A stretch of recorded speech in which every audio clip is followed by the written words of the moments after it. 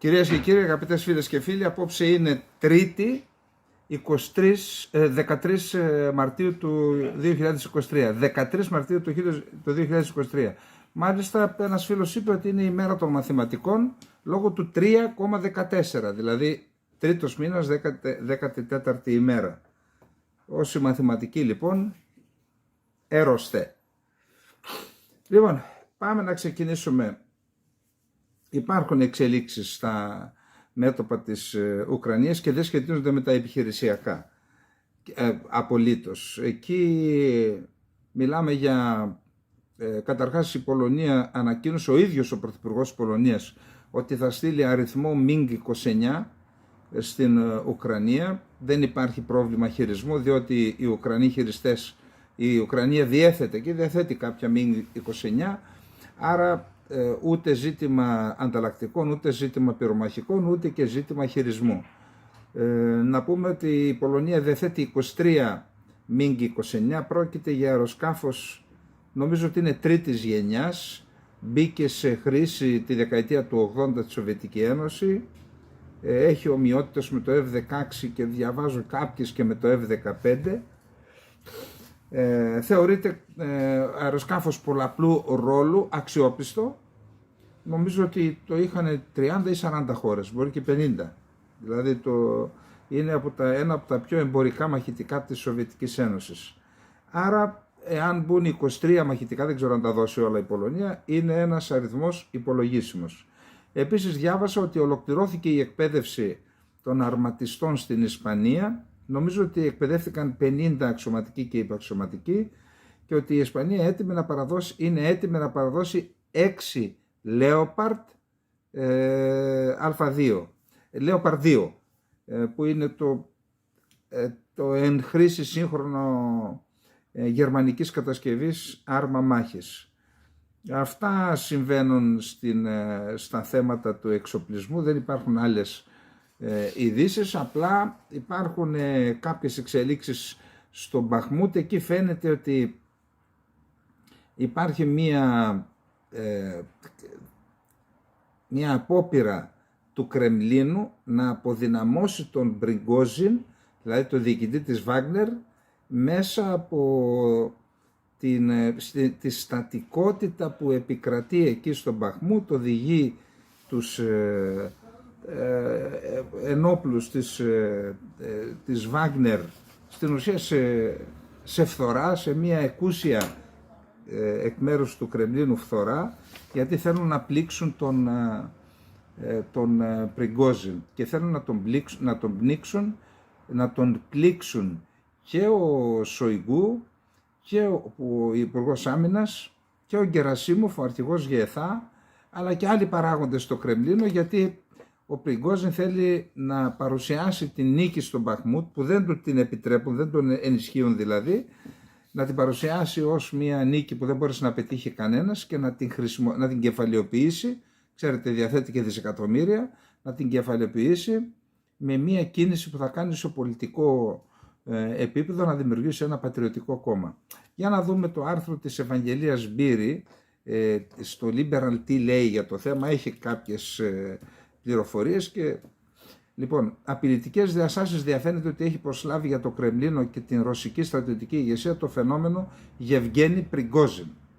Από αφανής παράγοντας, ο μεγιστάνας της Αγίας Πετρούπολης και ιδρυτής του διαβόητου μισθοφορικού στρατού της Βάγνερ, έχει φτάσει σήμερα στο σημείο να συμβολίζει το πρόσωπο του πολέμου της Ρωσίας στο ουκρανικό έδαφος. Και ο ίδιος ο Βλαντιμίρ Πούτιν έχει πλέον αρχίσει να ανησυχεί με αυτό το φαινόμενο, διότι του χαλάει τις ισορροπίες. Με αιχμή την αιματηρή μάχη που μένεται στον Μπαχμούτ της Ανατολικής Ουκρανίας, η σκληρή αντιπαράθεση Πριγκόζιν με την ανώτατη στρατηγική ηγεσία της χώρας χτυπά κόκκινο.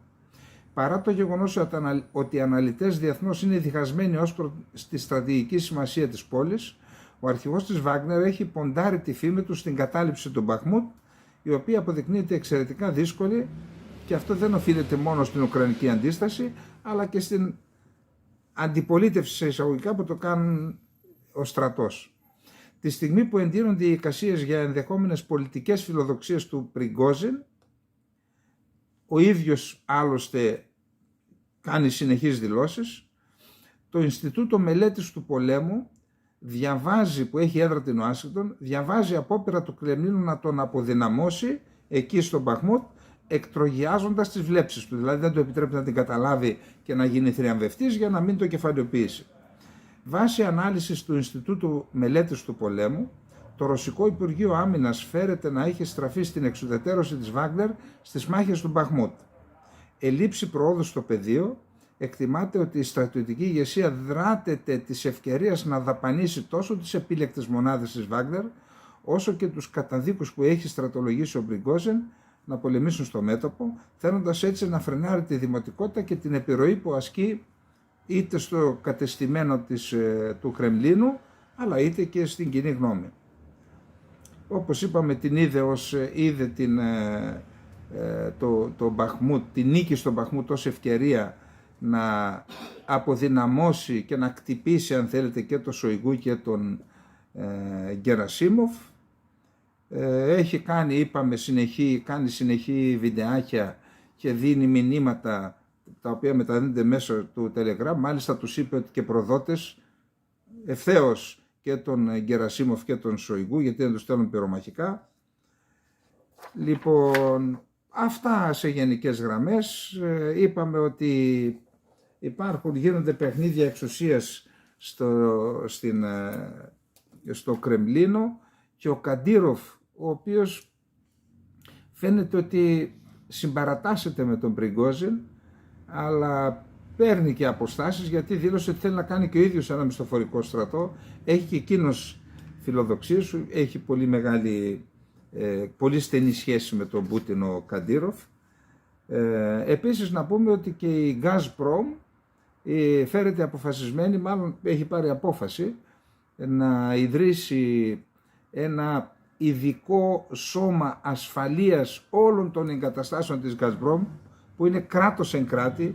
Μια φορά είχα επισκεφθεί την Ανάπα, την αρχαία γοργυπία στα παράλια του Ευξήνου Πόντου, μαζί με τον δημοσιογράφο και συγγραφέα Τάσο Κοντογιαννίδη για τις ανάγκες της συγγραφής του βιβλίου «Ο Ζώρας του Πόντου», και εκεί, επειδή υπάρχει και μια ελληνική κοινότητα, ακμάζουσα ελληνική κοινότητα 5-6 χιλιάδων κατοίκων, με έντονη πολιτισμική παρουσία, με συγκροτημένη ελληνική εθνική ταυτότητα και τα ποντιακά τους και οι λύρες τους. Νομίζω ότι και το ελληνικό κράτος έχει και εκεί και δασκάλα και καθηγήτρια χορού, δεν μαθαίνουν δηλαδή και χορούς της Ελλάδας και του Πόντου. Εκεί μου έδειξαν τις εγκαταστάσεις Gazprom. Η Ανάπα, η αρχαία γοργυπία, είναι ένα θέρετρο.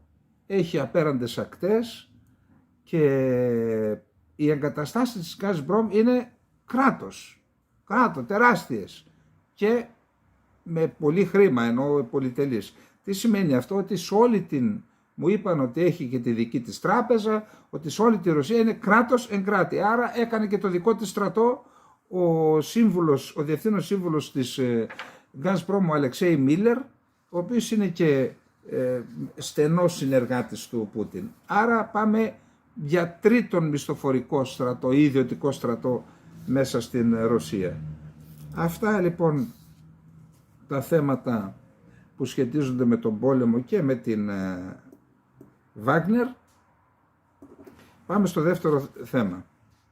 Το δεύτερο θέμα έχει να κάνει με το εξής. Έχουμε καταρχάς έχει κυκλοφορήσει η είδηση στην Ευρώπη ότι θα παραπεμφθούν στο Διεθνές Δικαστήριο η Ρωσία για 2 περιπτώσεις εγκλημάτων πολέμου, και ως αποτέλεσμα αυτής της είδησης που κυκλοφόρησε, η Ρωσία δήλωσε ότι δεν αναγνωρίζει τη δικαιοδοσία του Διεθνούς Δικαστηρίου Εγκλημάτων.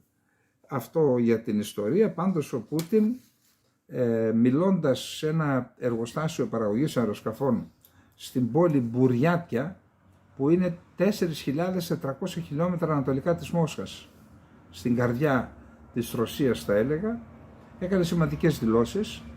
Νομίζω ότι αξίζει να τις διαβάσουμε, γιατί με αυτές οι δηλώσεις είναι, θα έλεγα, και ο κορμός του επιχειρήματος πάνω στον οποίο στηρίζουν τον πόλεμο οι Ρώσοι, κυρίως για την εσωτερική κοινή γνώμη, για τη γραφειοκρατία τους κτλ. Είπε καταρχάς ότι η Δύση είναι αποφασισμένη να διαλύσει τη Ρωσία. Ο Ρώσος πρόεδρος Βλαντιμίρ Πούτιν δήλωσε ότι αυτό που διακυβεύεται στην Ουκρανία είναι η ίδια η ύπαρξη της Ρωσίας ως κράτος. Το ρεπορτάζ είναι από το Reuters. Μιλώντας σε εργαζομένους στο εργοστάσιο αεροσκαφών στην Μπουριάτια, όπως είπαμε 4.400 χιλιόμετρα ανατολικά της Μόσχας, επανέλαβε το γνωστό επιχείρημά του ότι η Δύση είναι αποφασισμένη να διαλύσει τη Ρωσία. Για μας λοιπόν αυτό δεν είναι γεωπολιτικό ζήτημα, αλλά ζήτημα επιβίωσης του ρωσικού κράτους, να δημιουργήσουμε τις προϋποθέσεις για την μελλοντική ανάπτυξη της χώρας και των παιδιών μας, δήλωσε ο Ρώσος πρόεδρος. Ο ίδιος κατηγόρησε τη Δύση ότι χρησιμοποιεί την Ουκρανία σαν εργαλείο για να διεξάγει πόλεμο κατά της Ρωσίας και να τις προκαλέσει να τις επιφέρει μια στρατηγική ήττα. Οι Ηνωμένες Πολιτείες της Αμερικής και οι σύμμαχοί τους λένε ότι βοηθούν την Ουκρανία να αμυνθεί από μια ιμπεριαλιστικού τύπου εισβολή, εξαιτίας της οποίας έχουν καταστραφεί ουκρανικές πόλεις, έχουν σκοτωθεί χιλιάδες πολίτες και εκατομμύρια άλλοι έχουν αναγκαστεί να εγκαταλείψουν τα σπίτια τους είτε σε εσωτερική είτε σε εσωτερική μετανάστευση είτε σε προσφυγοποίηση στο εξωτερικό. Ο Πούτιν, απαντώντας σε σχετική ερώτηση, δήλωσε ότι είχε ανησυχήσει για την οικονομία όταν η Δύση επέβαλε πρωτοφανή κύματα κυρώσεων το 2022. Αλλά τελικώς η ρωσική οικονομία αποδείχθηκε ισχυρότερη από ό,τι αναμενόταν από όλους. Πιθανότατα και ο ίδιος ο Πούτιν εξεπλάγει από την ανθεκτικότητα της ρωσικής οικονομίας. Είπε: «Έχουμε αυξήσει την οικονομική μας κυριαρχία πολλές φορές. Τελικά σε τι υπολόγιζε ο εχθρός μας? Ότι θα καταρρεύσουμε σε 2 με 3 εβδομάδες ή το πολύ σε 1 μήνα».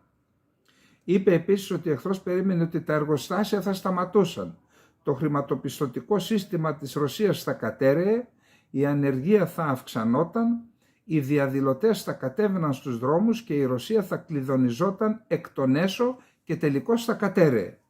Αυτό δεν συνέβη, δήλωσε ο Πούτιν.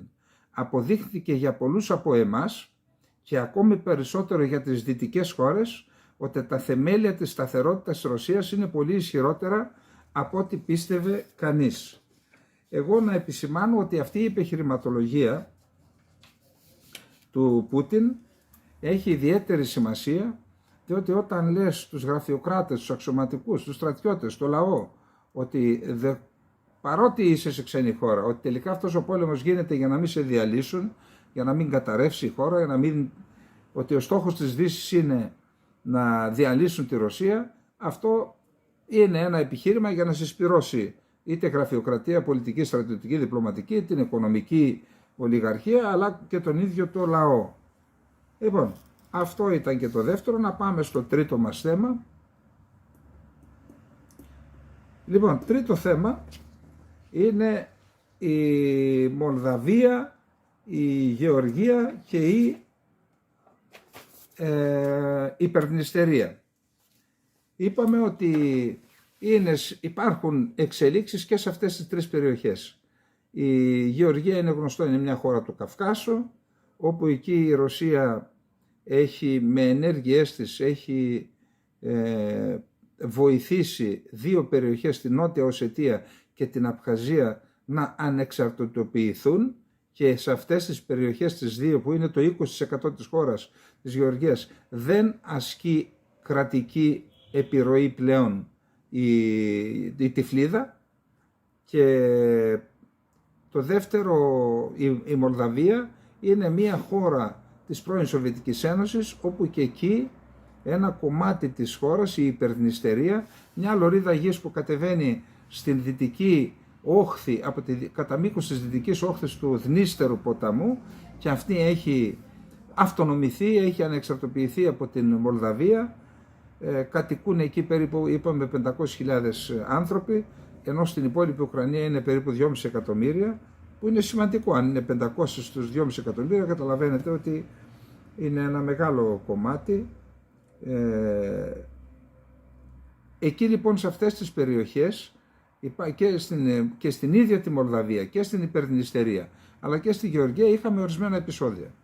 Να δούμε πώς τα χαρακτήρισε αυτά τα επεισόδια ο υφυπουργός εσωτερικών της Ρωσίας, ο Αλεξάνδερ Γκρούσκο. Για σχέδιο τον είπα να προκαλέσουν νέες εστίες έντασης σε Μολδαβία και η Γεωργία, έτσι ώστε να εντείνουν τις γεωπολιτικές τους αντιπαραθέσεις με τη Ρωσία, κάνει λόγο ο υφυπουργός εσωτερικών της Ρωσίας Αλεξάνδερ Γκρούσκο, υπογραμμίζοντας ότι πρόκειται για μία απολύτως νεοαπικιακή προσέγγιση. Φυσικά ανησυχούμε για τα πάντα. Ανησυχούμε για την κατάσταση στη Γεωργία, όπως και για την κατάσταση στη Μολδαβία, επειδή σε αυτές τις χώρες που βρίσκονται τόσο μακριά από τη ΣΥΠΑ, αυτές τους λέτε τι πρέπει να κάνουν και τι όχι. Όμως αυτοί είναι δικοί μας γείτονες. Βλέπουμε ότι οι ΗΠΑ και οι δορυφόροι τους προσπαθούν να δημιουργήσουν ολοένα και περισσότερες εστίες έντασης κατά μήκος των συνόρων μας, προσπαθώντας να προκαλέσουν κάποιο γεωπολιτικό ανταγωνισμό σε κρίσιμους τομείς, ακόμα και για γεωγραφικούς λόγους, για την ασφάλεια της Ρωσικής Ομοσπονδίας, ανέφερε ο Γκρούσκο. Μάλιστα, ο Ρώσος υφυπουργός εσωτερικών υποστήριξε ότι τα πρόσφατα γεγονότα στη Μολδαβία και στη Γεωργία έδειξαν ξεκάθαρα την νεοαπικιακή στάση των κρατών της Δύσης. Αυτοί, τα κράτη της Δύσης, κινούνται κατά τέτοιο τρόπο που πιστεύουν ότι οι ίδιοι είναι οι μόνοι που έχουν το δικαίωμα να ορίσουν και να πούν τι πρέπει να κάνεις και τι όχι. Θα το ξαναπώ. Πρόκειται για μια απόλυτα νεοαπικιοκρατική προσέγγιση. Εδώ να πούμε εν συντομία τι έγινε σε αυτές τις χώρες. Στη Μολδαβία είχαμε διαδηλώσεις, τουλάχιστον αυτό που έλεγαν οι διαδηλωτές, ήταν ότι διαμαρτύρονταν για τις υψηλές τιμές ενέργειας, το ηλεκτρικό ρεύμα δηλαδή. Και εκεί πήγε στο Θεό, όπως και στην Ελλάδα. Εκεί λοιπόν η ίδια η κυβέρνηση που είναι φιλοευρωπαϊκή είπε ότι αυτές οι διαδηλώσεις είναι υποκινούμενες από τη Ρωσία. Μάλιστα έκαναν και κάποιες συλλήψεις χθες ατόμων που θεωρούνται διοργανωτές των διαδηλώσεων, και η Ρωσία απορρίπτει τις κατηγορίες που ο Υπουργός Άμυνας της Μολδαβίας είπε ότι μας κάνουν υβριδικό πόλεμο με αυτές τις διαδηλώσεις.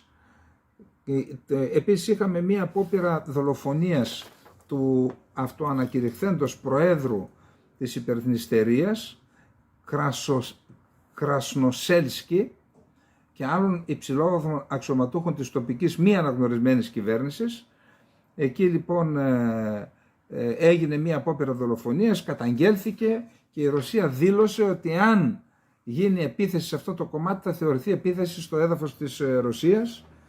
Και είχαμε και τα γεγονότα στην Γεωργία, τα έχουμε αναλύσει εδώ, όπου οι διαδηλωτές, σύμφωνα με τη ρωσική κυβέρνηση, με τη Ρωσία και με την κυβέρνηση της Γεωργίας, υποκινούμενη τη φορά αυτή από τη Δύση, επιχείρησαν ένα καινούριο Μεϊντάν το 2014, όπως καταγγέλει η Ρωσία. Αυτή είναι η κατάσταση. Μολδαβία, Γεωργία και Υπερδνηστερία είναι τα νέα πεδία μέχρι στιγμής πολιτικής σύγκρουσης. Ελπίζουμε να μην έχουμε και στρατιωτική σύγκρουση στο μέλλον. Λοιπόν, πάμε στο επόμενο θέμα. Λοιπόν, νομίζω ότι είναι πολύ διαφωτιστικό. Γιατί εντάξει, γνωρίζαμε κάποια πράγματα γενικά για τη Ρωσία, για την Ουκρανία, και γνωρίζαμε ότι το κράτος των Ρώσ ξεκίνησε τον 9ο αιώνα από το Κίεβο. Και πάνω σε αυτό στηρίζουν και πολλά από τα επιχειρήματά τους οι Ρώσοι, που λένε ότι δεν υπάρχει ουκρανικό έθνος, είμαστε το ίδιο και ότι εκεί είναι η κοιτίδα των Ρώσων. Αυτό λοιπόν, επειδή υπάρχει αυτή η ιστορική πραγματικότητα, επιχείρησαν να αφαιρέσουν αυτά τα επιχειρήματα από τους Ρώσους. Μία ομάδα Ουκρανών ιδιωτών που ξεκίνησαν μία ιδιωτική πρωτοβουλία στο διαδίκτυο και έχουν ως στόχο να αναγνωρίσει πλέον η Ουκρανία τη Ρωσία με ένα άλλο όνομα, ως Μοσχοβία και όχι ως Ρωσία, για να μην ιδιοποιείται το όνομα Ρωσία η Ρωσία και να διεκδικήσει το όνομα Ρος η Ουκρανία. Έχει ενδιαφέρον, για να δούμε το σχετικό άρθρο που δημοσιεύτηκε στην Ναυτεμπορική.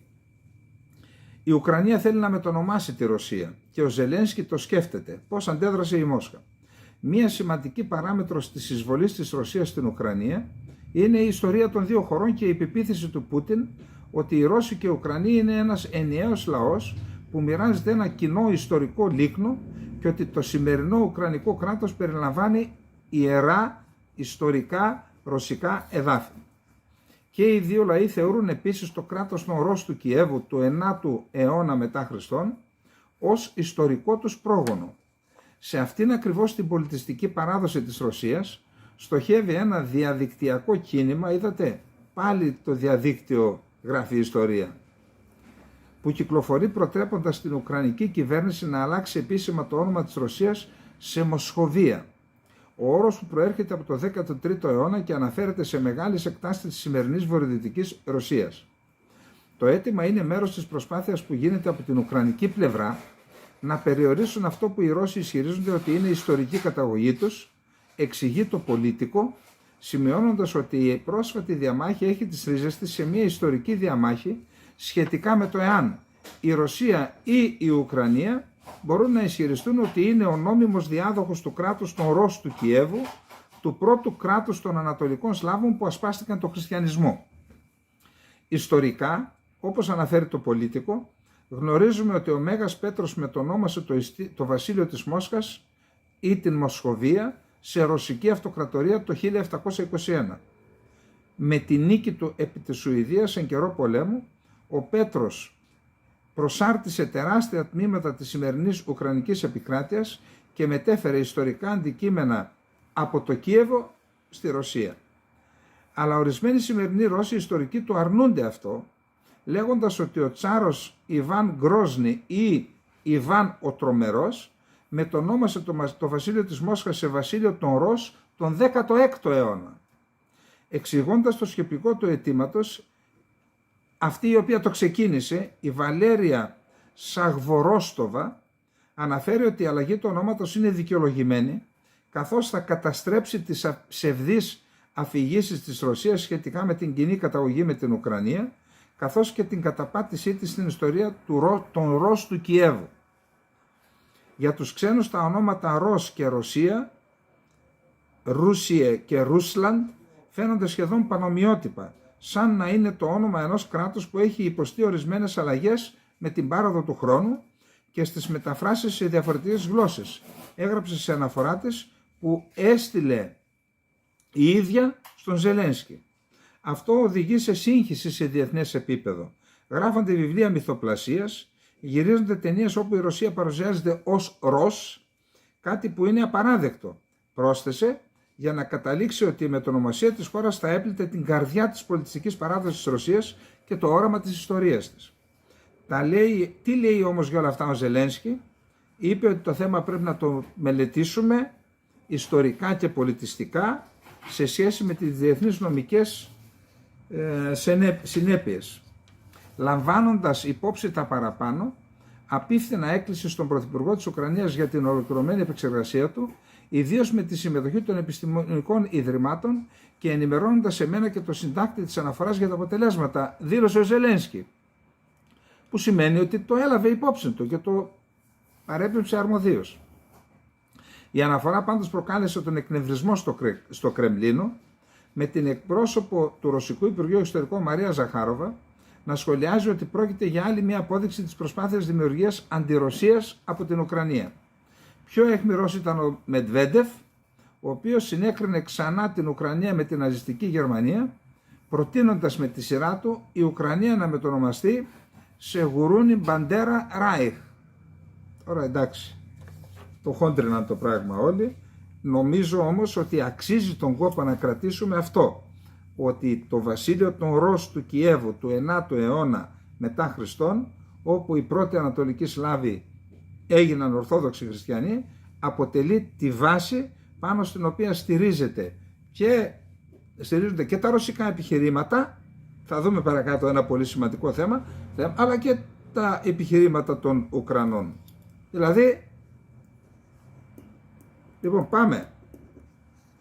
Είπαμε χθες ότι ή προχθές νομίζω και είπαμε ότι δεν το αναφέρει κανένας, ούτε αυτό που θα πούμε τώρα το αναφέρει κανένας. Εγώ το πήρα από το Κυπριακό Πρακτορείο Ειδήσεων.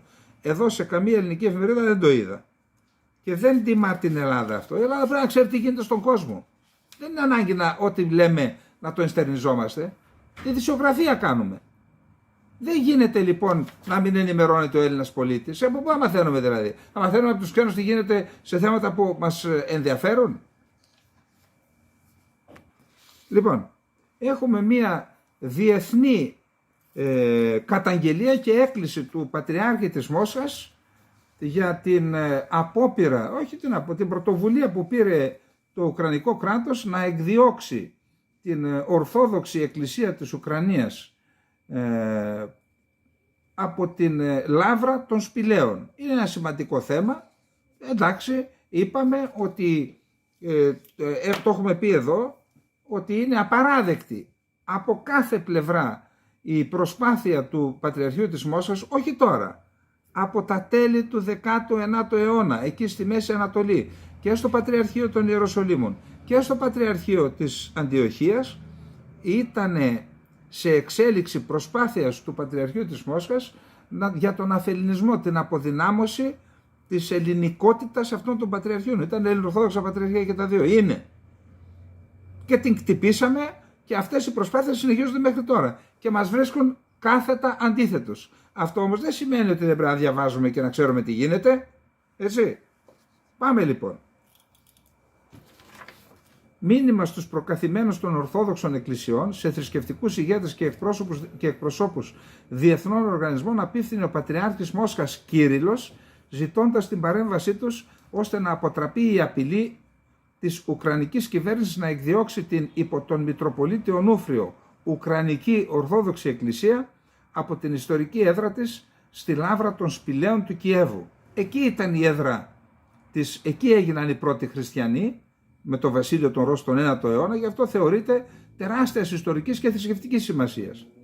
Ο προκαθήμενος της Ρωσικής Ορθόδοξης Εκκλησίας έκανε λόγο για απότομη αύξηση της κρατικής πίεσης στους Ορθόδοξους Χριστιανούς της Ουκρανίας, έπειτα από την απέτηση του Υπουργείου Πολιτισμού και Ενημερωτικής Πολιτικής της Ουκρανίας να εκενωθούν οι ιστορικές μονές έως την 29η Μαρτίου λόγω μονομερούς ακύρωσης των ενισχύ συμφωνητικών παραχώρησης. Οι επιστολές απευθύνονται σε θρησκευτικούς και άλλους ηγέτες, μεταξύ των οποίων Πάπας της Ρώμης, Γενικός Γραμματέας του ΟΗΕ Γκουτιέρες, επικεφαλής του ΟΑΣΕ, του Συμβουλίου της Ευρώπης, των Ορθόδοξων και λοιπών Χριστιανικών Εκκλησιών. Δεν αναφέρει η ανακοίνωση του Πατριαρχείου της Μόσχας, γιατί περί αυτού πρόκειται, εάν εστάλει και στις εκκλησίες με τις οποίες δεν έχει εκκλησιαστική κοινωνία, θα δούμε παρακάτω. Πατριαρχείο δηλαδή, το Οικουμενικό Πατριαρχείο, την Εκκλησία της Ελλάδος, το Πατριαρχείο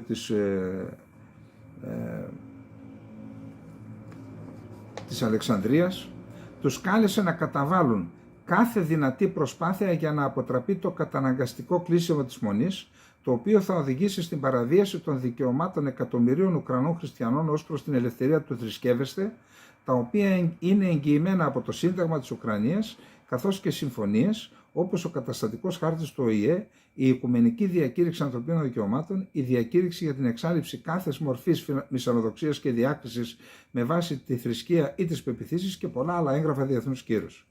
Σύμφωνα με το ανακοινωθέν στην επίσημη ιστοσελίδα του Πατριαρχείου της Μόσχας, ο Κύριλλος υπέδειξε ειδικότερα τις ταπεινωτικές έρευνες των κτηρίων. Έκαναν τον Οκτώβριο και τον Νοέμβριο οι αρχές ασφαλείας της Ουκρανίας έρευνες σε όλα τα εκκλησίες και τα μοναστήρια για να βρουν κατασκόπους Ρώσους. Ο Πατριάρχης Μόσχας κάνει λόγο για πολύμηνη δυσφημιστική εκστρατεία με τη συμμετοχή κρατικών ΜΜΕ και τηλεοπτικών δικτύων, καθώς και εξτρεμιστών πολιτικών, θρησκευτικών και κοινωνικών παραγόντων εναντίον της κανονικής Ουκρανικής Εκκλησίας που χαίρει της ευρύτερης διεθνούς αναγνώρισης. Εννοεί την Εκκλησία που μνημονεύει τον Πατριάρχη της Μόσχας. Προσθέτει ότι η Λάβρα των Σπηλαίων του Κιέβου είναι η πρώτη μονή του κράτους των Ρώσ του Κιέβου, η σχέση με το προηγούμενο που σας διάβασα. Υφισταμένη από τον 11ο αιώνα, γεννήτωρ της κοινής πνευματικής και μοναχικής παραδόσεως του Ουκρανικού, του Ρωσικού και του Λευκορωσικού λαού. Κάνει το δεσμό μεταξύ των τριών λαών. είναι λίκνο του πολιτισμού μας και της εθνικής κουλτούρας του καθενός. Αναφέρει μεταξύ άλλων ότι εκεί συντάχθηκε το πρώτο ιστορικό μνημείο της παλαιάς γης των Ρος, χρονικό των περασμένων χρόνων, και εκεί βρίσκεται η αφετηρία της γραμματείας και της λογοτεχνίας των λαών μας, εννοεί των Ρώσων και των Ουκρανών. Εδώ λοιπόν να πούμε ότι ο Πατριάρχης Κύριλλος έχει διακόψει την ευχαριστιακή κοινωνία με το Οικουμενικό Πατριαρχείο, το Πατριαρχείο της Αλεξανδρίας και της Εκκλησίας της Ελλάδας και της Κύπρου, επειδή αναγνώρισαν ως κανονική την Ορθόδοξη Εκκλησία της Ουκρανίας που ιδρύθηκε το 2018 υπό τον Μητροπολίτη Κιέβου Επιφάνιο. Λοιπόν, έστειλε λοιπόν σε 15 εκκλησίες που υπάρχουν πατριαρχία και αυτοκέφαλες εκκλησίες, δεν αναφέρει αν τις έστειλε και στις 4 εκκλησίες που αναγνώρισαν την Εκκλησία της Ουκρανίας. Λοιπόν, αυτά εκφράζει τη λύπη του για τις αρχές της Ουκρανίας και λέει ότι η Ουκρανική Ορθόδοξη Εκκλησία παραμένει κατά τις επίσημες ανακοινώσεις των 3 Ορθόδοξων δογμάτων η πολυπληθέστερη της χώρας, έχει καταδικάσει την ρωσική εισβολή, αποστασιοποιήθηκε πλήρως από το Πατριαρχείο Μόσχας και εργάζεται υπέρ της περίδεψης και στήριξης των Ουκρανών στρατιωτών. Η κυβέρνηση της Ουκρανίας παρόλα αυτά, παρότι δηλαδή αποστασιοποιήθηκε από το Πατριαρχείο της Μόσχας, παρότι καταδίκασε την εισβολή, μιλάμε για αυτή που μνημονεύει τον Πατριάρχη της Μόσχας, ότι τους θεωρούν πράκτορες κτλ. Αυτά από το Κυπριακό Πρακτορείο Ειδήσεων και Μούγκα από την Ελλάδα. Πάμε. Επαναλαμβάνω με βάση αυτά που ξέρω. Μπορεί να έχει γραφτεί κάπου και δεν το ξέρω, έτσι. Πάμε. Λοιπόν, είναι γνωστό ότι είναι σε εξέλιξη μια διαδικασία πρωτοβουλία της Ευρωπαϊκής Ένωσης για επίτευξη συμφωνίας μεταξύ της Σερβίας και του Κωσυφοπεδίου. Και επίσης είναι γνωστό ότι ο Έλληνας Υπουργός Εξωτερικών, ο κύριος Νικόλαος Δένδιας, συμμετέχει σε αυτή την πρωτοβουλία, βοηθάει αυτή την πρωτοβουλία της Ευρωπαϊκής Ένωσης. Μάλιστα προχθές ήταν στο Κωσυφοπέδιο, στην Πρίστινα, και συναντήθηκε, νομίζω και συνέφαγε και με την Πρόεδρο και με τον Πρωθυπουργό, τον κύριο Κούρτη. Εκεί λοιπόν βρίσκεται στο Βελιγράδι ο κύριος Λάιτσακ, ο οποίος είναι ο ειδικός απεσταλμένος της Ευρωπαϊκής Ένωσης,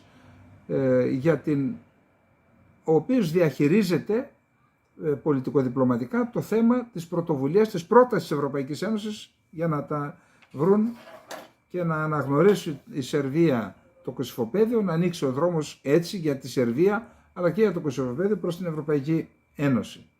Μιλώντας λοιπόν στη σερβική τηλεόραση, ο Μύροσλαβ Λάιτσακ είπε ότι δεν υπάρχει περίπτωση να έχουμε συμφωνία εάν δεν αναγνωριστεί Ένωση Σερβικών Κοινοτήτων Κωσυφοπεδίου. Είναι βασικό αίτημα της σερβικής πλευράς αυτό. Πρόκειται για τους Σέρβους που κατοικούν στη Μητρόβιτσα, στο βόρειο τμήμα του Κωσυφοπεδίου, που κατά πάσα πιθανότητα, αν το δεχθεί αυτό η πλευρά των Αλβατών του Κωσυφοπεδίου, πιθανόν να έχουμε και συμφωνία. Να δούμε τι λέει ο ίδιος ο Λάιτσακ και μετά έχουμε και άλλο σχετικό θέμα με τη Σερβία. Στη συνέντευξη λοιπόν που έδωσε στη σερβική τηλεόραση, επισήμανε ότι η ευρωπαϊκή πρόταση έγινε για να οδηγήσει στην ομαλοποίηση των σχέσεων Βελιγραδίου-Πρίστινας και όχι για να ταπεινώσει κάποια πλευρά επιδιώκοντας την συνθηκολόγησή της. Επίσης βρίσκεται ο Λάιτσακ στο Βελιγράδι για να προετοιμάσει τη συνάντηση την επόμενη που θα γίνει 18 Μαρτίου στην Οχρίδα.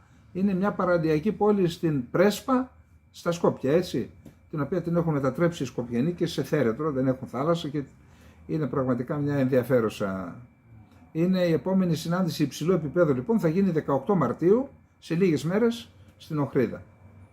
Είπε λοιπόν ότι δεν θέλουμε να ταπεινώσουμε καμία και λέει: σκοπός μας είναι να δημιουργηθεί μια win-win κατάσταση, καζάν-καζάν που λένε οι Τούρκοι και οι δυο κερδισμένοι λέμε εμείς, ώστε να ανοίξουν οι πόρτες της Ευρώπης, είπε ο Μύροσλαβ Λάιτσακ.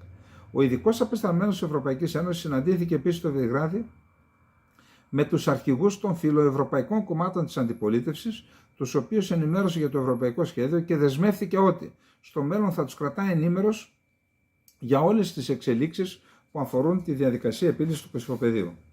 Λοιπόν, ενώ λοιπόν είναι σε εξέλιξη αυτή η πρωτοβουλία της Ευρωπαϊκής Ένωσης, έχουμε μια δήλωση περίεργη του Βούτσιτς, που είπε, εντάξει, δεν ξέρουμε, μπορεί κάποια στιγμή να βάλουμε κυρώσεις και εμείς στη Ρωσία, κάτι δηλαδή φαίνεται ότι δέχεται μεγάλη πρέσα, πιέζεται ο Βούτσιτς, και είδαμε και δήλωση από τη Ζαχάροβα, η οποία τι είπε, ότι η Σερβία δέχεται ισχυρές πιέσεις από την Ευρώπη, από τη Δύση, να επιβάλλει κυρώσεις στην Ρωσία. Να σημειώσουμε ότι 2 χώρες της Ευρώπης δεν έχουν επιβάλει μέχρι στιγμής κυρώσεις, μία είναι η Ουγγαρία και η δεύτερη είναι η Σερβία, η οποία αντιστέκεται, αλλά δεν ξέρουμε μέχρι πότε. Λοιπόν, για να δούμε το επόμενο θέμα μας τώρα, που είναι πραγματικά πολύ ενδιαφέρον, πραγματικά όμως. Λοιπόν, ο στρατηγός Τσόρν, 63 ετών, πιθανόν να είμαστε και συμμαθητές στην Ευελπίδων, αντίστοιχοι δηλαδή, το Σεπτέμβρη είχε κάνει μια δήλωση, όταν ήταν σε εξέλιξη οι αντεπιθέσεις του Ουκρανικού στρατού, είπε ότι ναι, είναι επιτυχημένες οι αντεπιθέσεις, κάποια εδάφη θα ανακαταλάβουν, αλλά δεν είναι σε θέση ο Ουκρανικός στρατός να αποθήσει το Ρωσικό στρατό. Και είπε ότι ο Ρωσικός στρατός έχει τη δυνατότητα να κινητοποιήσει πολλές δυνάμεις, δεν πρόκειται να ιτηθεί, κάπως έτσι το είπε. Τότε προκάλεσε θύελλα αντιδράσεων. Θυμάστε τι έγινε, νομίζω και εδώ στην εκπομπή μας το αναφέραμε. Τώρα αποφάσισαν να τον αποκεφαλίσουν γύρω σε εκείνη τη δήλωση. Ναι, στρατηγός Τσόρν δεν έμαθε ότι οι στρατηγοί δεν κάνουν δηλώσεις. Δεν είναι πολιτικά πρόσωπα οι στρατιωτικοί. Οι στρατιωτικοί πρέπει να είναι προσιλωμένοι στα καθήκοντά τους, να έχουν άποψη για τα πάντα, να την λένε με θάρρος στην πολιτική ηγεσία, αλλά δεν μπορούν να κάνουν δηλώσεις.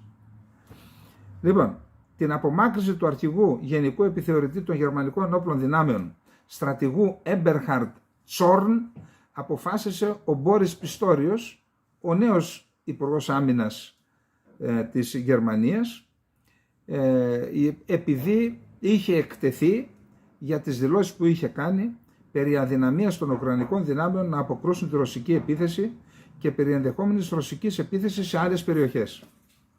Σε συνέντευξή του στο περιοδικό Focus το Σεπτέμβριο του 2022, ο Τσόρν είχε δηλώσει ότι η Ουκρανία εκδηλώνει αντεπιθέσεις με τις οποίες μπορεί κανείς να ξανακερδίσει θέσεις ή μεμονωμένες περιοχές της πρώτης γραμμής, αλλά όχι να αποθήσει τη Ρωσία σε ευρύ μέτωπο.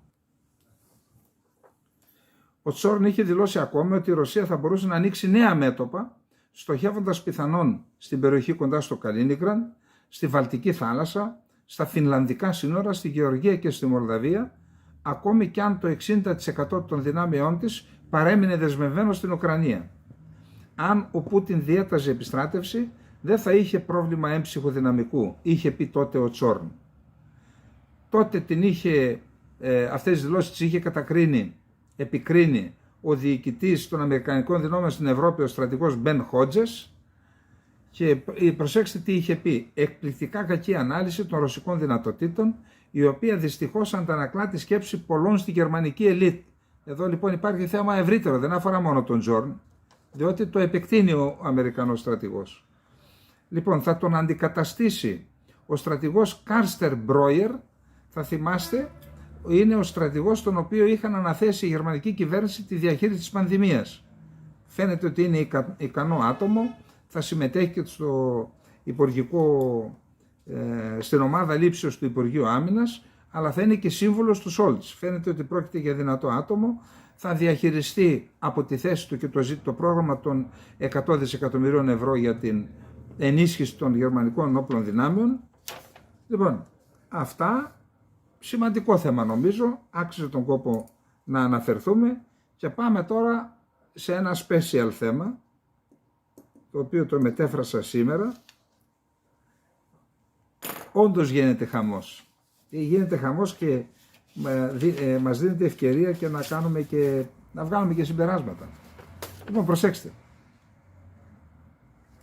Ο Μουράντ Γετκίν είναι ένας πολύ δυνατός δημοσιογράφος Τούρκος. Για ένα διάστημα ήταν διευθυντής της εφημερίδας Radical, μια καλή εφημερίδα, τότε που από δελτίο να μετέφραζα πολύ ενδιαφέροντα άρθρα από αυτήν. Έκλεισε κάποια στιγμή ραντικάλ, ήταν μόνο διαδικτυακά, ήταν μια δημοκρατική εφημερίδα πάντως.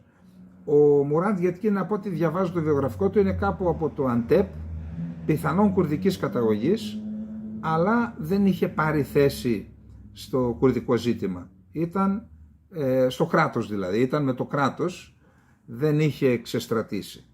Εδώ λοιπόν έγραψε έχει όμως, επειδή διετέλεσε και στη Μιλέτα, αν δεν κάνω λάθος, και στη Ραντικάλ, αυτός ο οποίος είναι διευθυντής του τμήματος στην Άγκυρα, γιατί οι εφημερίδες έχουν Κωνσταντινούπολη και Άγκυρα γραφεία βασικά, αυτός είχε και τις καλύτερες πηγές στο πολιτικό σύστημα. Ο Μουράντ Γετκίν διατηρεί σχέσεις με το πολιτικό σύστημα, έχει πηγές και μας τις μεταφέρει. Το μετέφρασα το άρθρο του, για να δούμε τι λέει. Έχει πολλά πράγματα.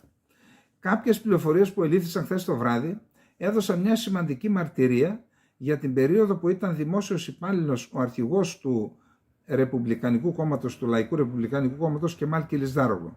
Θα το παρουσιάσω εν συντομία, αλλά πρώτα θα παρουσιάσω μια νέα παρασκηνιακή πληροφορία.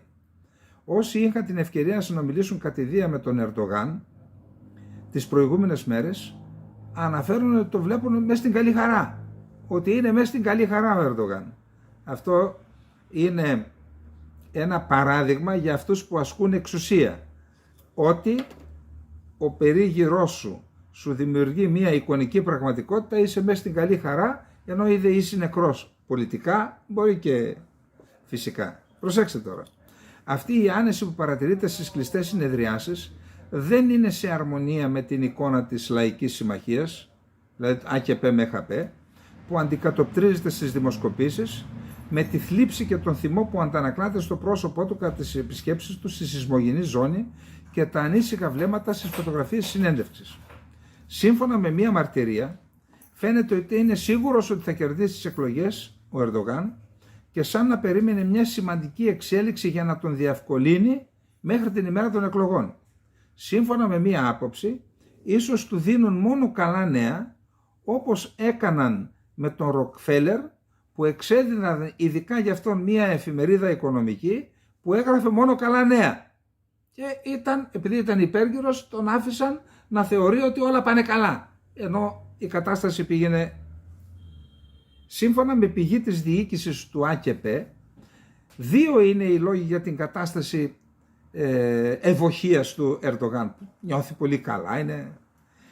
Ο δεύτερος, παρά την καταστροφή του σεισμού, όπου οι απώλειες ζώων ανήλθαν σε 48.448 άτομα σύμφωνα με επίσημα στοιχεία, το επίπεδο εκτίμησης του Ερντογάν αυξήθηκε στις έρευνες που είχαν κάνει. Όχι στο κόμμα όμως, είπε η πηγή του. Θα πάρουμε την Προεδρία, αλλά μάλλον δεν θα πάρουμε την Εθνοσυνέλευση, τη Βουλή.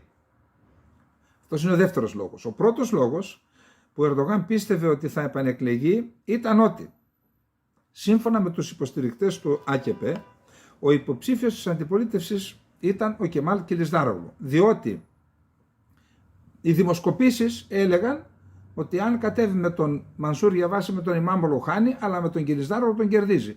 Άρα για αυτούς τους δύο λόγους χαιρόντουσαν. Πρώτος, ότι είναι ο Κιλισδάρογλου. Δεύτερος, ότι και μετά το σεισμό οι δημοσκοπήσεις δείχνουν ότι ο Ερντογάν κρατεί. Έτσι πιστεύουν ότι ο αντίπαλος του Ερντογάν δεν είναι πλέον πιθανό να προσελκύει ψήφους από τη βάση του ΑΚΠ. Ο Ερντογάν είναι άνετος επειδή περιμένει κάποιον φάκελο με στοιχεία σκανδάλου που αφορούν τον Κιλισδάρογλου. Ωστόσο αυτή η άνεση μπορεί να μην διαρκέσει πολύ. Ρώτησα την πηγή μου, την οποία μόλις ανέφερα, αν θα ήταν ξανά υποψήφιος ο ίδιος για βουλευτής. Και είπε ο ίδιος, δεν θα το κάνω, δεν μπορώ να βάλω το κεφάλι μου στην κοιλιοτίνα σε αυτό το περιβάλλον. Αλλά αν ο πρόεδρος μας μου πει να βάλω υποψηφιότητα, είναι διαφορετικό, τότε θα το κάνω με χαρά. Γιατί τότε σημαίνει ότι θα του προταθεί να είναι σε περιφέρεια που σίγουρα θα εκλεγεί. Μια άλλη πηγή μου έδειξε διαφορετική οπτική γωνία. Αναζητούνται στοιχεία που θα ήταν σε θέση να εξουδετερώσουν την υποψηφιότητα του Κιλισδάρογλου. Σκάνδαλο δηλαδή. Οικονομικό σκάνδαλο. Μία και καλυμμένη άγνωστη ιστορία διαφθοράς. Διαφορετικά, είτε τα τρόλ στο ΑΚΠ θα αρχίσουν να διαδίδουν ότι ανέβαινε ανάποδα την κινιόμενη σκάλα, είτε ότι είπε ότι η Μερσίνα ανήκει σε άλλη περιφέρεια γεωγραφική από ό,τι ανήκει, είτε ότι ήπια ρακί, που είναι έγκλημα για τους μουσουλμάνους. Τελευταίο επιχείρημα στη φαρέτρα των τρόλ του Ερντογάν, το γεγονός ότι είναι αλεβίτης, το οποίο όμως πολύ πιθανό να τους γυρίσει και μπούμεραγκ. Το ΑΚΠ βρίσκεται στην εξουσία για περισσότερα από 20 χρόνια. Αστυνομία, ΜΙΤ και τα οικονομικά στοιχεία της χώρας βρίσκονται υπό τον έλεγχο του ιδίου του Ερντογάν. Τα τελευταία 13 χρόνια, από αυτά τα 20 χρόνια, ο Κιλισδάρογλου είναι ο πρόεδρος του κόμματος του Ρεπουμπλικανικού. Παρόλο που δεν έχουν βρει φάκελο σκανδάλου για τον Κιλισδάρογλου τόσα χρόνια, ο οποίος ζει ακόμα στο σπίτι του, που είναι το σπίτι ενός μεσαίου δημοσίου υπαλλήλου, και παρόλο που δεν έχουν βρει κάποιο στοιχείο που να δείχνει ότι έχει εμπλακεί σε χρηματικά ζητήματα, θα μπορούσε ο Ερντογάν να περιμένει να βρει τέτοια στοιχεία και να τον τεινάξει στον αέρα τον Κιλισδάρογλου τις τελευταίες 60 μέρες. Και τι κάναν τόσα χρόνια και δεν τα βρίσκανε. Όλα στη διάθεσή τους είναι. Η άνεση του Ερντογάν προέρχεται από την προσδοκία ενός τέτοιου στοιχείου, ενός σκανδάλου, γι' αυτό είναι άνετος, λέει ο Γετκίν. Η περίοδος που ο Κιλισδάρογλου ήταν κρατικός λειτουργός. Φυσικά τόσο η Προεδρία όσο και το αρχηγείο του ΑΚΠ, μόλις είδαν τις τελευταίες ημέρες ότι ο άνεμος άρχισε να φυσά αντίθετα, ενώ ήταν άνετοι με τον Κιλισδάρογλου, μόλις είδαν ότι ο άνεμος άρχισε να φυσά αντίθετα, προσπαθούν με κάθε τρόπο να βρουν στοιχεία εις βάρος όχι μόνο του κόμματός του, αλλά και των άλλων κομμάτων του εθνικού μετώπου, τα άλλα 5 δηλαδή. Όμως υπάρχει και ένα άλλο θέμα. Όταν αρχίσει ο πόλεμος των σκανδάλων, δεν είναι ξεκάθαρο πόσο μακριά θα φτάσει στο τέλος και ποιον θα αγγίξει, εννοώντας ότι μπορεί τα σκάνδαλα να πάνε και προς τον Ερντογάν. Αν αρχίσει η σκανδαλολογία, μπορεί να αγγίξει και τον Ερντογάν.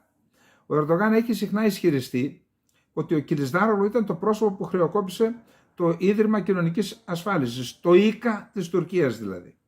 Κάποιες πληροφορίες που ελήφθησαν χθες το βράδυ δίνουν μια σημαντική μαρτυρία για τις ημέρες που ο Κιλισδάρογλου ήταν επικεφαλής στο ΙΚΑ της Τουρκίας.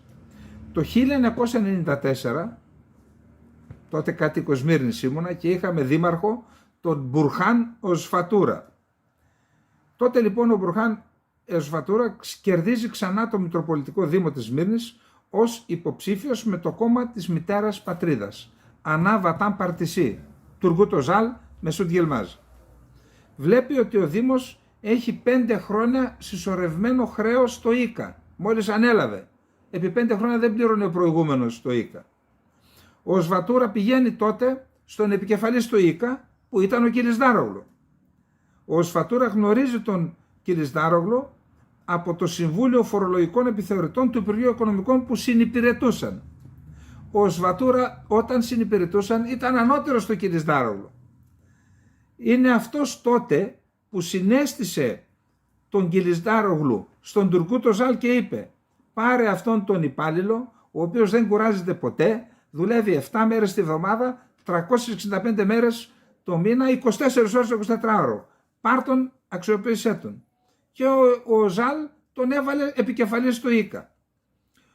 Και έτσι με αυτό το θάρρος πηγαίνει ο Σφατούρα στον Κιλισδάρογλου και τι του λέει: σε παρακαλώ, σβήσε τα χρέη του Δήμου, δεν μπορώ να διοικήσω το Δήμο. Παρακαλώ, λέει, να διαγράψεις τους τόκους του χρέους του Δήμου της Σμύρνης στον οργανισμό. Άλλωστε μου έχεις υποχρέωση, εγώ σε πρότεινα και είσαι σε αυτή τη θέση.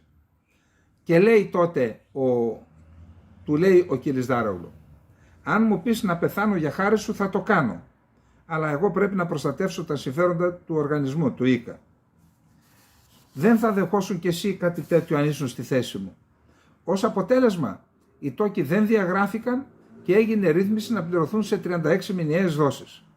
Η γραφειοκρατία γνωρίζει πολύ καλά ότι δεν ήταν ο Κιλισδάρογλου που κατέστρεψε το ΙΚΑ, γιατί τον κατηγορούν γι' αυτό. Ότι εσύ κατέστρεψες το ΙΚΑ, το χρεοκόπησες.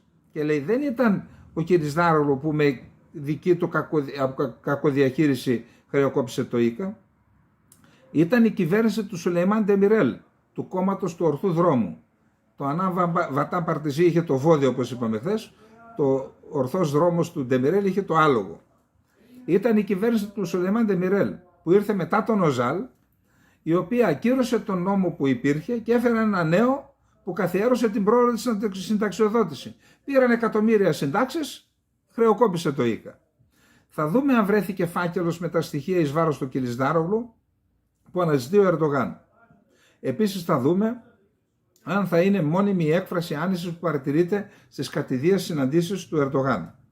Πρόσφατα στην εφημερίδα Σοζού, ο Ντενίζ Ζέιρεκ έγραψε ότι με βάση τις δικές του πηγές που έχει στο κόμμα του Ερντογάν, ανακουφίστηκαν, λέει, η ηγετική ομάδα του ΑΚΕΠ με την υποψηφιότητα Κιλισδάρογλου, όμως παρόλα αυτά τα μέλη του κόμματος θεωρούν τις εκλογές της 14ης Μαΐου ως τις πιο δύσκολες εκλογές για τον Ερντογάν εδώ και 21 χρόνια.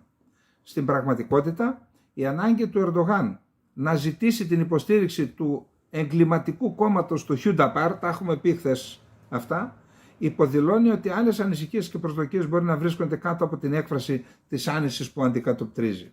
Υπάρχει μια αλήθεια που τόσο τα μέλη του ΑΚΕΠ όσο και ο Ερντογάν δεν θέλουν να δουν. Δηλαδή, ότι στις εκλογές της 14ης Μαΐου του 1950, που τις φέρνει ως παράδειγμα ο Ερντογάν, δεν τις κέρδισε η κυβέρνηση τότε, αλλά τις κέρδισε η αντιπολίτευση. Και μάλιστα η αντιπολίτευση, η οποία είχε συσπυρώσει και άλλα κόμματα της αντιπολίτευσης εναντίον της κυβέρνησης που κυβερνούσε, και ήταν μια κυβέρνηση που είχε ομοιότητες με αυτές του Ερντογάν. Άρα, χαιρετίσματα στον Ερντογάν. Λοιπόν, δεν χαιρόμαστε ούτε λυπούμαστε, δεν είναι αυτό το ζήτημα, έτσι. Λοιπόν, πάμε στο επόμενο θέμα, που είναι, είπαμε και χθες, γρήγορα γιατί δεν έχουμε χρόνο, είπαμε και χθες ότι ο Ερντογάν έστησε μια παγίδα στους Κούρδους. Είναι σε εξέλιξη μια δίκη στο Συνταγματικό Δικαστήριο για να τους θέσει εκτός μάχης. Τους είχαν παγώσει την κρατική επιχορήγηση, την ξεπάγωσε στο δικαστήριο, ζήτησαν προχθές οι Κούρδοι να τους δώσει 3 μήνες παράταση για να υποβάλουν την υπεράσπιση του κόμματος, δηλαδή για μετά τις εκλογές, και το Συνταγματικό Δικαστήριο τους έδωσε παράταση μέχρι τις 11 Απριλίου. Όμως στις 10 Απριλίου θα πρέπει να υποβάλουν όλα τα κόμματα τους καταλόγους με τους υποψήφιους βουλευτές. Τι σημαίνει αυτό?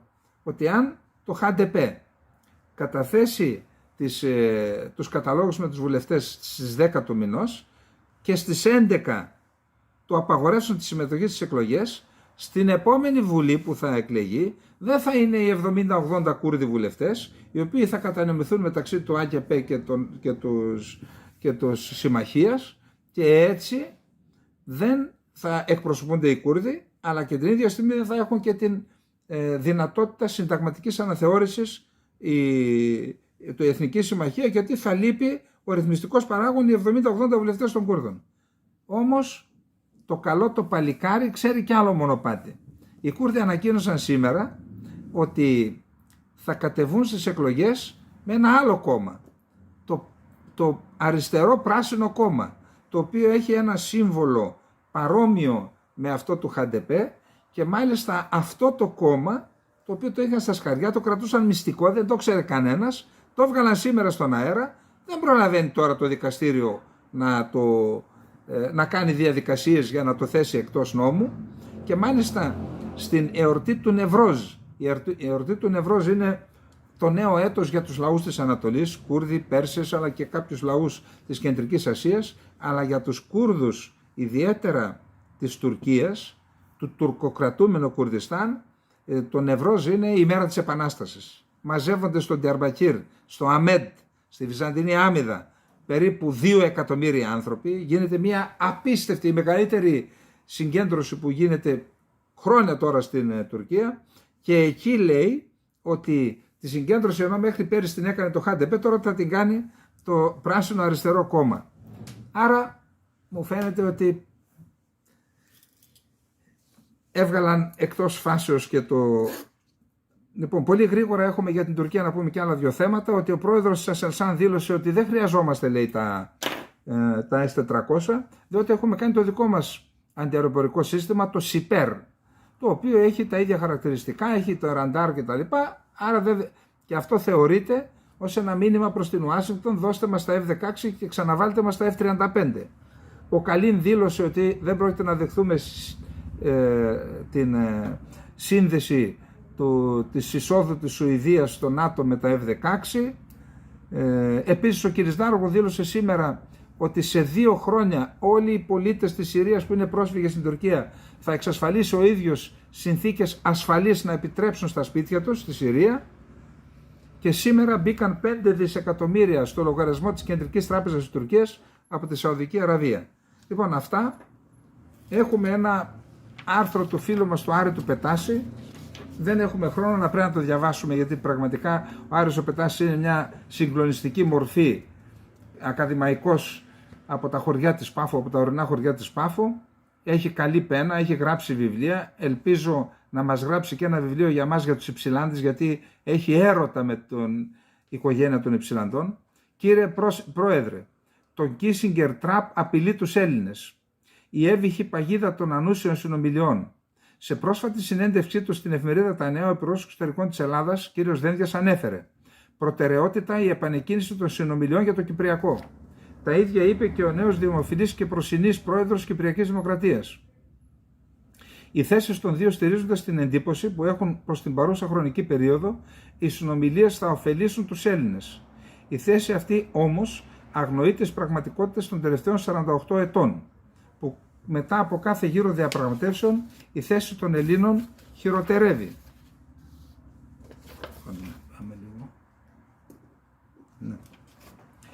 Το Kissinger Trap. Αμέσως μετά την τουρκική εισβολή της Κύπρου το 1974, ο τότε Υπουργός Εξωτερικών της Αμερικής και ενεργοποιητής της εισβολής Kissinger έδωσε στον Τούρκο Πρωθυπουργό Ετσεβί την πιο κάτω χρήσιμη συμβουλή. Ακούστε, να εμπλέκεστε συνεχώς σε ανούσιες συνομιλίες μέσω των Τουρκοκυπρίων και σε λίγο θα ξεχαστεί η εισβολή της Κύπρου. Με 800 χρόνια οθωμανικής εμπειρίας στη διπλωματία, οι Τούρκοι αντιλήφθηκαν πλήρως τι είπε ο Κίσιγκερ και προχώρησαν πιο πέρα. Είδαν τις ανούσιες συνομιλίες ως ευκαιρία για νέα τετελεσμένα, επικισμό, εδραίωση της κατοχής, ανέγερση σχολείων και τεμενών κλπ. Οι ανούσιες συνομιλίες λειτουργήσαν άψογα για τους Τούρκους και καταστροφικά για τους Έλληνες. Την άκρος επιτυχή για τους Τούρκους τακτική Κίσιγκερ την αποκαλώ The Kissinger Trap, στο νέο μου βιβλίο που θα κυκλοφορήσει στην αγγλική γλώσσα τον ερχόμενο Ιούνιο. Συνομιλώ, ακούγεται έβυχο και ελπιδοφόρο σαν ρήμα, ενώ στην ουσία είναι μάχαιρα επί του αφιένος των Ελλήνων. Γεια σου Άρη Πετάση, μπράβο, μπράβο, μπράβο. Αναφέρω στο βιβλίο πως οι συνομιλίες αποτελούν για τους Έλληνες ένα δηλητηριασμένο δισκοπότηρο. Είναι σαν να λαμβάνουμε ωφέλιμη για την ψυχή μας θεία κοινωνία, αλλά τελικά ανακαλύπτουμε πως κάποιος διάβολος δηλητηρίασε το Άγιο Δισκοπότηρο. Η Ευρωπαϊκή Ένωση συστήνει συνομιλίες.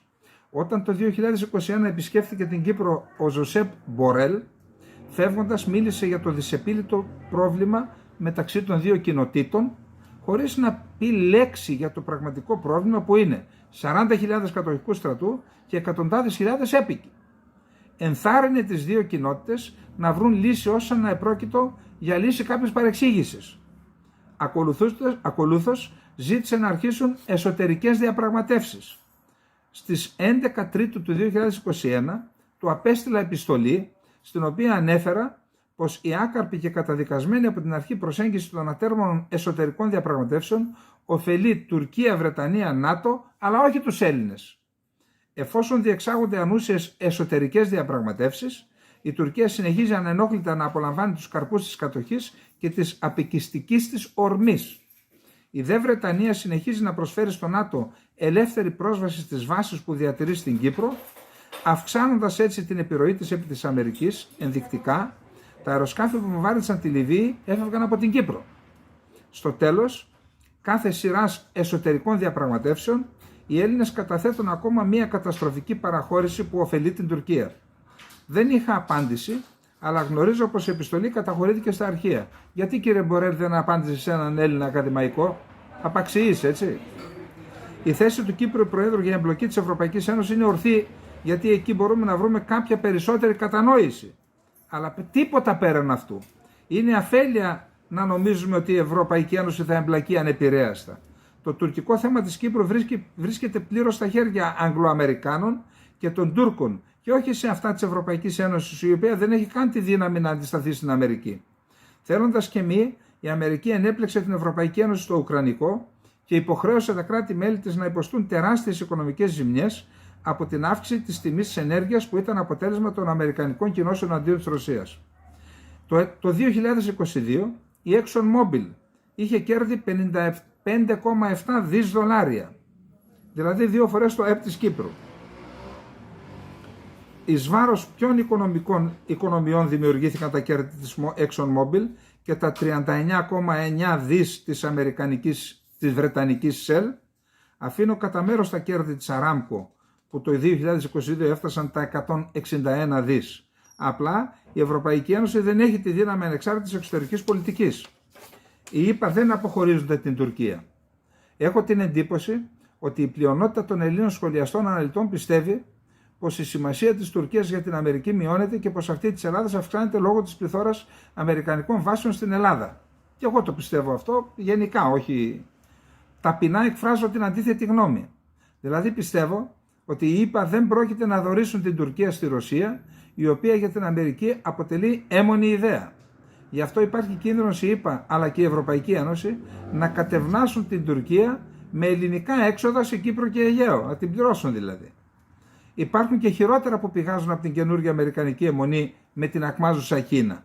Η Αμερική χρειάζεται τώρα την Τουρκία όσο ποτέ λόγω του τουρκικού τόξου που συμπεριλαμβάνει όλες τις χώρες που επηρεάζει η Τουρκία, Βοσνία, Κόσοβο, Αλβανία και τις χώρες του υπογάστριου της Ρωσίας, Αζερμπαϊτζάν, Τουρκμενιστάν, Ουσμπεκιστάν, Τατζικιστάν, Καζακστάν και Κυργιζστάν, που γειτονιάζουν και με την Κίνα. Βάζουμε και τους Τούρκους, τους Ουιγούρους που επηρεάζει η Τουρκία μέσα στην Κίνα, το Σιντζάν. Επίσης η Αμερική χρειάζεται την Τουρκία γιατί μέσω του Αζερμπαϊτζάν και του Τουρκμενιστάν αυτή μπορεί να περικυκλώσει το Ιράν που αποτελεί την τρίτη αιμονή των ΗΠΑ. Το Ιράν ήδη άρχισε στρατιωτικές ασκήσεις στα σύνορά της με το Αζερμπαϊτζάν. Επίσης, η Τουρκία ηγείται του Cooperation Council of Turkic Speaking Countries που το 2014 έδωσε ακόμα και στην Ουγγαρία στάτους παρατηρητή γιατί η ουγγρική γλώσσα έχει πολλές ομοιότητες με τη γλώσσα των τουρκογενών χωρών. Εισήγηση. Όσοι έχουν σήμερα οι γεωστρατηγικοί συσχετισμοί και οι ισορροπίες σχέσεων των ΗΠΑ με Έλληνες και Τούρκους, εισηγούμε ότι δεν πρέπει ο πρόεδρος της Κύπρου να εμπλακεί σε ανούσιες συνομιλίες γιατί θα κάνει κακό στους ελληνικούς στόχους. Καλό θα ήταν να πάει ο πρόεδρος σε ουσιαστικές συνομιλίες με την Τουρκία, εφόσον ρεαλιστικά πιστεί ότι η Τουρκία επιθυμεί δημοκρατική λύση, άλλαξαν οι γεωστρατηγικοί συσχετισμοί και βελτιώθηκε σημαντικά η άμυνα των Ελλήνων. Από ό,τι γνωρίζω, τίποτα από αυτά δεν ισχύει και άρα δεν υπάρχει προοπτική. Είναι ουτοπία να πιστεύουμε ότι η Τουρκία θα μας λυπηθεί απλά επειδή δείχνουμε καλή διάθεση. Το μόνο νέο είναι ότι η Τουρκία ξεκαθάρισε πως θα μας έλθει νύχτα.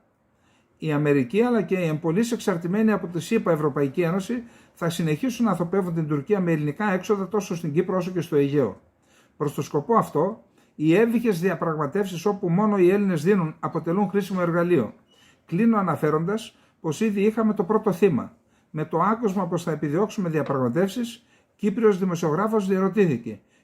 Και αφού θα κάνουμε διαπραγματεύσεις, γιατί θα πρέπει να βελτιώσουμε την άμυνα της Κύπρου? Αφήστε την, ξεβράκονται την Κύπρο, να μας κάνουν ό,τι θέλουν οι Τούρκοι. Το πρώτο θύμα λοιπόν η άμυνα της Κύπρου. Λοιπόν, αυτά από τον φίλο Άρη Πετάση. Άλλη μια εκπομπή έφτασε στο τέλος της. Εύχομαι σε όλες και όλους να είστε καλά.